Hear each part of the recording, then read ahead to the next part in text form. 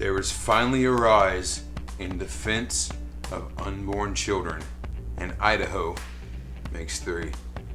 This is Reality Unplugged. So there is a new kind of revolution sweeping through our country. It's not the revolution of communism like we have been afraid of, or the revolution of socialism. Those have become the norm, pushed by those in power in the administration that has taken over. But it is a revolution of morality. It is a revolution of our love for life itself and going away from the things that harm our nation at its very core. See, our administration right now is not representative of the majority wishes of America the way that it's supposed to. Our government is supposed to be by the people, for the people. We, the people, hold these truths to be self-evident.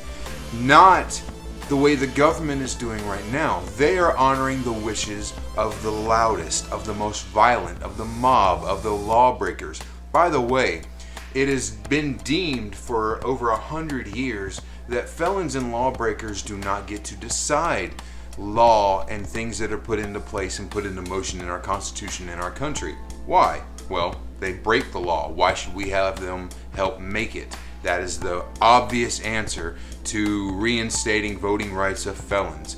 I'm sorry, you decided to break the Constitution in a way that hurt or harmed people or property. Therefore, you do not get to help decide law in the future.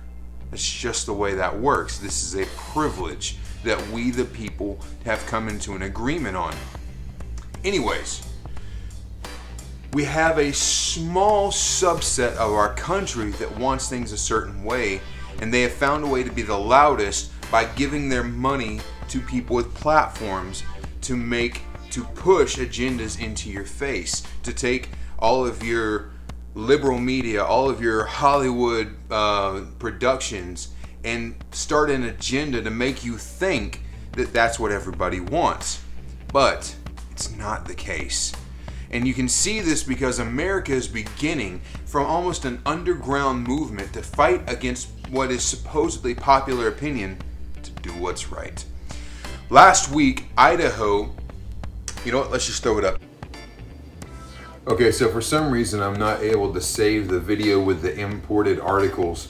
I don't know what's going on with all of that, but either way, Governor Brad Little of Idaho signed into law a fetal heartbeat ban on abortions, banning almost all abortions as soon as there's detectable fetal heartbeat, which can happen as soon as 6 weeks, becoming the 3rd state in the country to take a stand for the lives of unborn children. The exception clause held by most people pushing to ban abortion. Most conservative lawmakers, in an effort to save face, usually leave in a little clause that says we want to ban abortion with the exception of rape or incest, because they are trying to battle against libtards who say there's always an exception. First off, let's break this down. The reason that abortion needs to be banned does not even come down to a religious belief, the way that most people want to frame this. The reason abortion needs to be banned is because it is the genocide of the minorities in our nation, and we want to protect the minority population in our nation. Abortion and Planned Parenthood is the #1 killer of the African American community in our nation. Now, how do we get rid of a minority problem? Well, let them stop being the minority.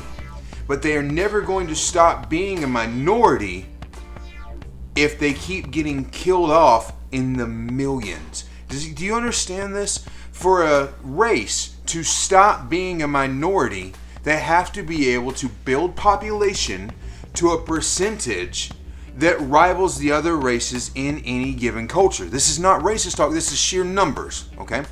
So in order for the white population and a black population to come to an even ground to where neither one is considered a minority, but their sheer population numbers make them an equal number, then the black community has to have a population that rises And right now, your government is doing everything it can to push legislation to keep your population down. This is why we have to ban abortion.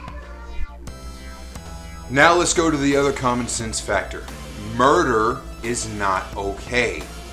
The only way that the Bible or the law in America puts an exception on taking someone else's life is when it is in protection of another individual. One person is maliciously or through negligence getting rid of someone else's life.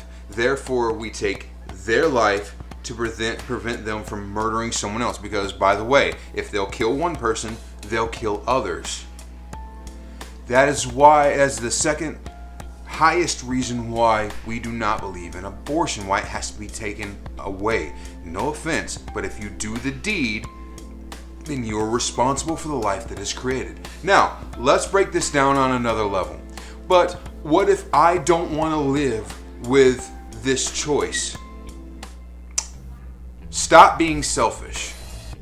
Someone's got to say it. I get it. I don't have a womb. I don't have ovaries, and therefore most of you are going to throw my opinion out. Hear me out. I was born in a situation to where it would have been within most people's realm of reason to have been aborted. I would have hoped that my mother would have chosen instead to suffer 9 months to give me a life. If she got rid of me after she gave birth, there are literally thousands upon thousands of couples in a waiting list wanting to raise a child. Put your life on hold for 9 months, let that child have a chance of life, and then resume your life. If America doesn't get back to where its very basic essence is protecting those that can't protect themselves, we will fall. Thank you, Governor Brad Little. Thank you, Idaho. This makes 1/16 of our country standing up against abortion.